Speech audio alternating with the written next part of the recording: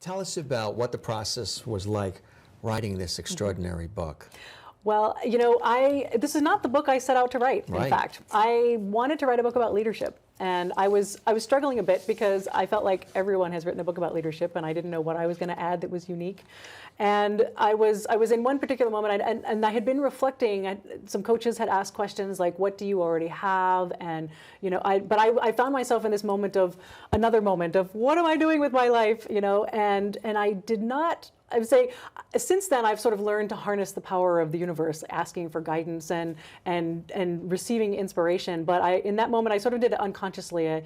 I just thought to myself, what am I doing? What am I here for? What do I already have?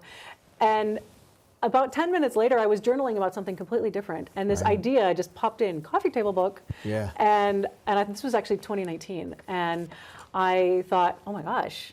Of course. I mean, I already have my pictures, and I had made online photo albums from all my runs, and actually people had said, hey, if that whole science thing doesn't work out, at least you have a backup plan. You have a great eye for photography, all these comments. That, like, wow, I should have listened to those 10 years ago.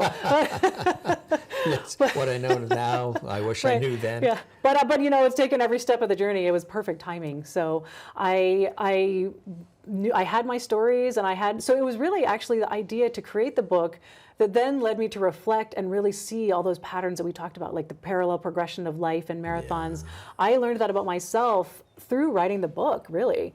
So it was what I already had. It was unique. It was me, and it was a beautiful co-creation. It really created itself through me with the universe. You know, every time I came to a decision point or what do I do here, just things fell into place, and ideas and inspiration came, and I would sit down to write, and it would come out, you know. And I actually started to ask for inspiration. Let me share the message that most wants to be shared, or that would most be of service to humanity here, and it came through, and it was really beautiful. And it actually turned out to be the leadership book I wanted to write in the first place, because it's really and truly about the journey toward living a more authentic life and running your world, and all leadership really starts with leadership of the self. So it was everything. It was everything. It's extraordinary, yes, and it's so, again, beautifully laid out and richly done.